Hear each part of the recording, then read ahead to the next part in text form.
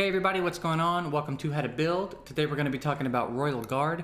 If you're only here for artifact and mastery suggestions, I've actually put together two different versions of him. So the first one I'm going to throw up on the screen is Dungeons Royal Guard, so I'll leave that up for a few seconds.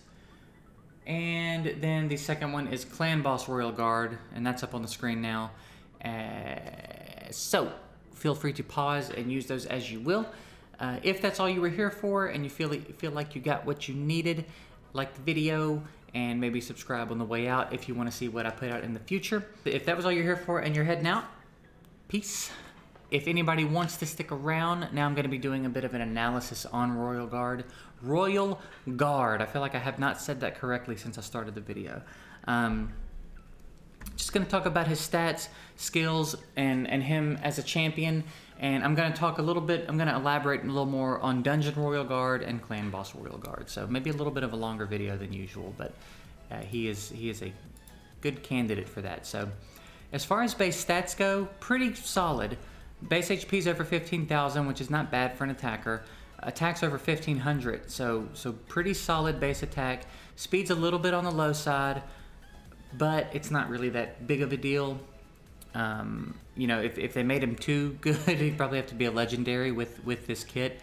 So maybe that's their way of justifying him being an epic or something. But he's a really good champ. I'm sure you know that or have that idea at least by now. So let's talk about his skills.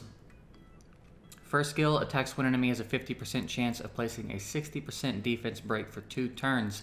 Now, if you've ever seen me do a video or you've ever seen this come up in anything else I've talked about, you know how important a first turn defense break is. It basically makes a champ useful regardless of what the rest of their kit has. First turn defense break is incredible. It's great for dungeons. It's great for clan boss. It's great everywhere. It's great anywhere you want to take it because it's a first turn defense break. So while everything else is on cooldown and he's using his first skill, it's opportunities to put a defense break up. And he's got a 50% chance of placing the 60% defense break. So this is one of the best first skills as far as defense breaks go in the game. I don't know of too many other champs that have too much of a better chance than he does of landing the 60% defense break on his first skill. So it's fantastic. We're off to a great start.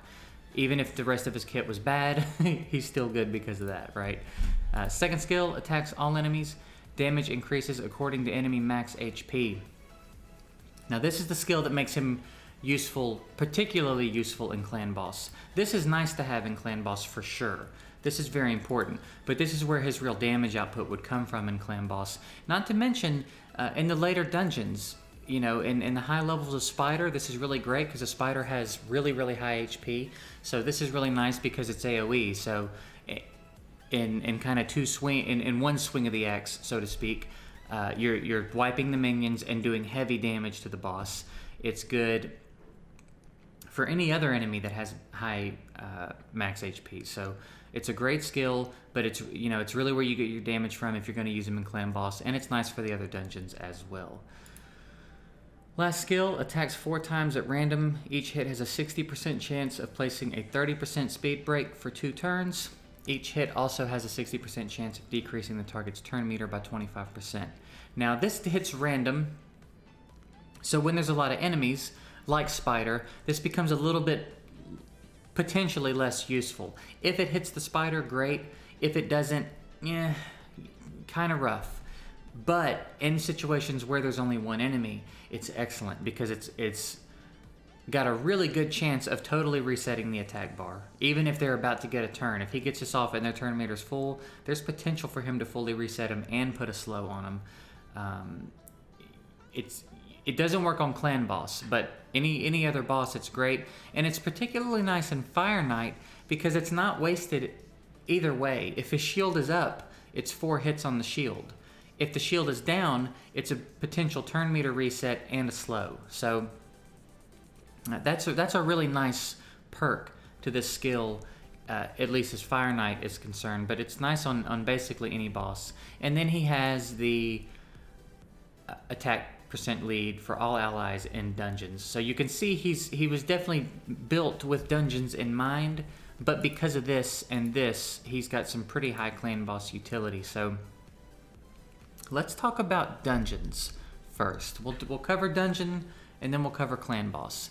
Dungeon Royal Guard is going to need accuracy. Accuracy is going to be really important for this dude, no matter where you're at in the game. If you just pulled him and you're brand new, or you're late in the game and you're trying to optimize your dungeon times and he's part of your team, accuracy is going to be crucial because you're going to need him to land this defense break, you're going to need him to land this slow, and you're going to need him to land the turn meter knockback. That's all reliant on accuracy. So, and he's got such good chances of doing all these things. He's got 60% chances here and a 50% chance here. You don't want to waste that on low accuracy. And what I mean by that, for anybody that's newer and isn't quite sure how this works, when a skill says it has a percentage chance to do something, that means it has that chance to proc. If it procs, you then have to roll your... I say you have to do... You don't actively have to do it. If the skill procs, it will then roll your accuracy versus the enemy's resistance. And whoever comes out on top of that RNG roll will win. And whatever stat is higher has the better shot of winning. So the higher your accuracy is, the more likely you are to take advantage of it when the skill procs. So you have a 50% chance of proccing. Then if your accuracy roll wins, then you'll place the defense break, right? So having high accuracy is pretty crucial because he has a high chance of doing it. You don't want to miss out on taking advantage of his high chance to land, if that makes sense. So accuracy is really important on him no matter where you're at in the game. If you're using him in dungeons, accuracy is important. Of course, speed is almost always crucial. Crit rate and crit damage are going to be pretty important on this guy because you want him doing optimal damage here. And even though it scales on attack and enemy max HP is going to be such a higher value that even though the equation probably takes that into consideration, it's still where the bulk of the damage is coming from. So crit rate and crit damage are gonna way better take advantage of this than having really high attack. Okay. So crit rate, crit damage are going to be the priority over attack. And then you do want to put some attack on him, but honestly, in the scheme of things, I would say attack is the least important stat for him. I think accuracy is really important. I think speed is really important. Crit rate, crit damage, these are all really important. And then attack is going to be nice to have, but you don't want to sacrifice those other stats to have attack on him. So the sets you would want to focus on for him through the dungeons, offense, crit rate, accuracy, speed, cruel, the appropriate divine sets, offense, crit rate, speed. Those are the good 2 sets, and a lot of those are pretty easy to get. You can get them early in the game. And then some other fun ones to play around with. Maybe a stun set wouldn't be a bad idea. That'll help out in the waves when he does his AoE, or if this one spreads around to a few targets. Anytime you can crowd control, especially in the deeper levels of the dungeons, it's going to help because those waves are really, really hard as you get later in the game. A savage set is probably not a bad idea. Getting to ignore defense on top of doing enemy max HP damage, you're going to see the value go up quite a bit, and particularly in Spider, you'll notice that you have a savage set on him. It'll be a noticeable bump in damage, and yeah, just some things you can play around with, right? He's not incredibly artifact set demanding. You can use pretty basic stuff on him and still get high performance out of him, and I would say you can take him anywhere. You build him for dungeons, you can take him anywhere except clan boss, and we're about to talk about clan boss.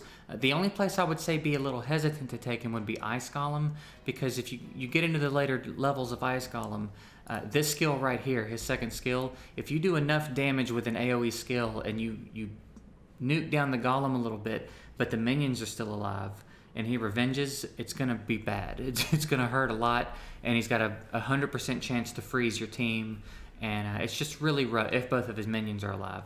So it's just really bad. You got to be real careful with heavy AoE damage, but literally everywhere else in the game, he's a phenomenal champ. So that's the thoughts on Dungeon Royal Guard. Now let's talk about Clan Boss. Clan Boss is a little bit more straightforward, a little bit less demanding. I would recommend just throwing a lifesteal set on him, honestly, and you can focus HP speed and crit rate and crit damage. You still want to have some accuracy so that he'll land this defense break. But this skill, if you're someone who likes to manual your clan boss runs, you can forget he has this skill. Because it's not going to do anything. You're going to put War Master on Royal Guard, so it doesn't matter that it hits 4 times. You can't slow the clan boss. You can't knock his turn meter back. So just pretend this skill doesn't exist. You want to put the defense break up, and then every time it's available, you want to use this skill. So, if you wanted to put a reflex set on him to get around to the skill quicker, you could, but he's going to need really good support. And you're going to need a good attack break on the team. And again, really good healing support. But through mid-game, lifesteal is probably your best bet. It's fairly safe. He'll keep himself alive for a good while.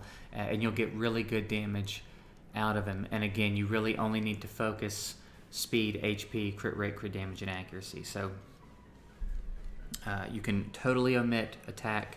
And accuracy doesn't have to be quite as crucial. But again, you do want him landing the defense break, so get it how you can, but not quite as demanding as dungeons. I would say it's a little bit more important in the dungeons.